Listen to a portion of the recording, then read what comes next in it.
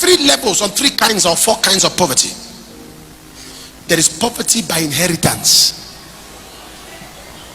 Father poor, mother poor, uncle poor, auntie poor, nephew poor, nieces poor, a generation, a municipality of the poor.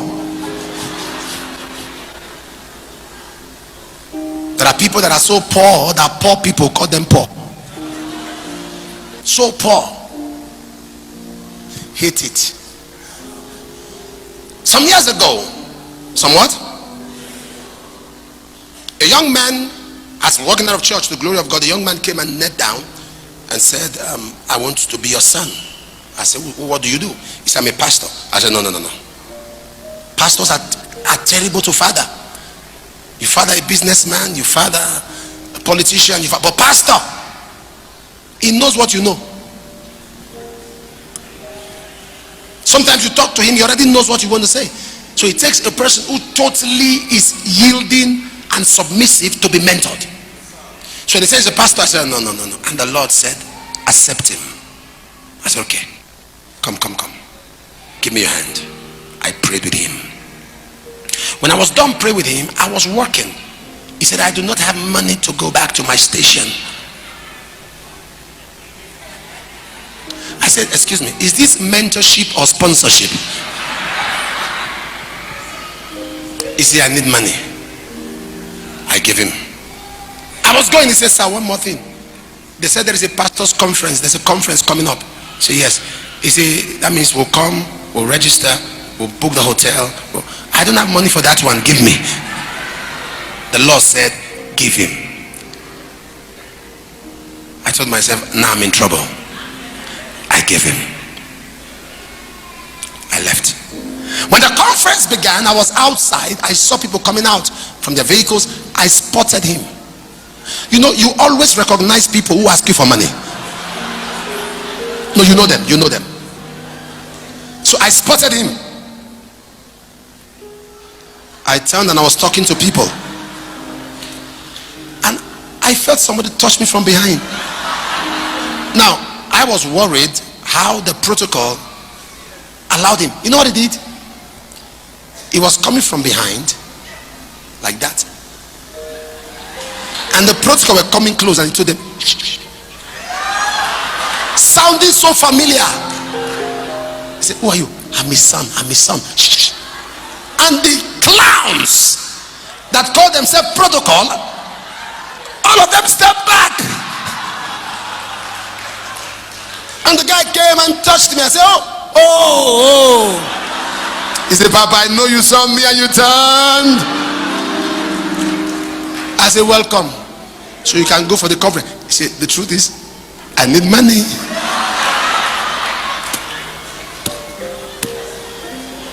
I gave him. I was ministering the conference and I told the pastors, get some materials, get books. I spotted him buying books for people, just buying books. I was on the pulpit. I said, he would call. They say, come, take. I have money, take. He was buying books. I said, what? My money? So I just kept quiet. I was watching him. I was angry, very angry. Allow people buy with their money. No, he was helping them, buying books for them. I said, good. Come and meet me after the service. While I was done, I led the people to pray. The power of God had invaded, and people were praying. I sneaked. I was entering my car. I saw him. I said, why are you here? Money. I said, see, let me. The Lord said, shh, give him.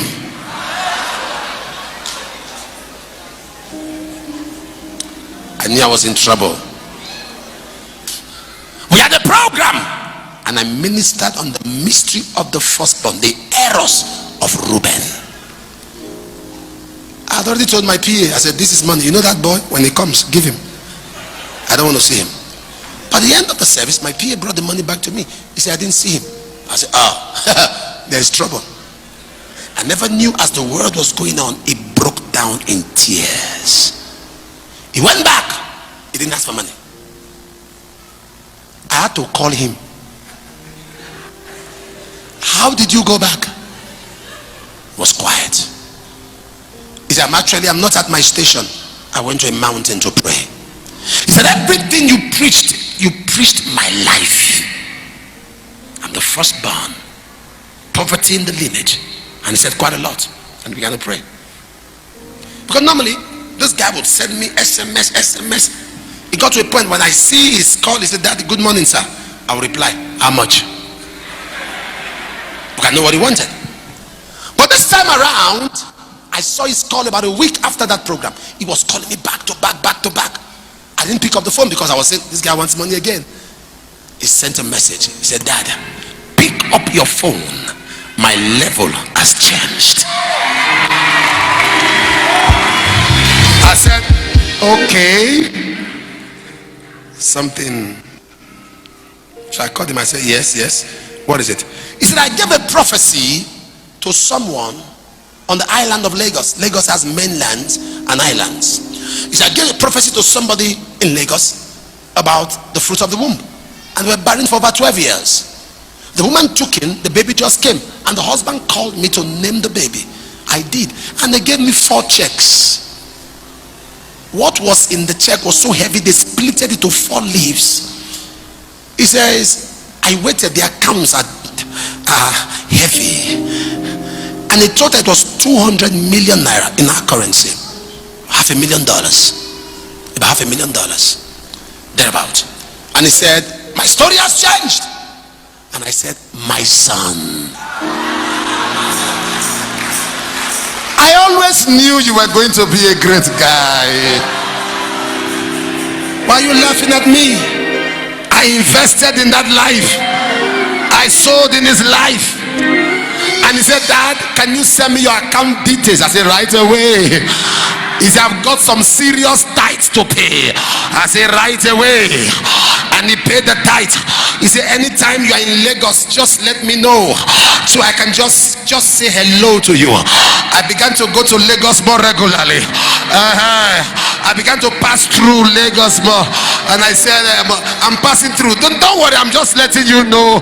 He said, I'm coming. I said, do you have to bother? Don't bother. When the Lord turned again the captivity of Zion, we are like them that dream. There was our mouth filled with laughter and our tongue with singing. The Lord has done great things for them. Whereof they are glad. Somebody say, I reject poverty. I reject poverty. Poverty by inheritance. 2 Kings chapter 4. A man was so poor that he used his 2 sons as collateral. He said, bank, I need a loan. This is what do you have? He said, take my son.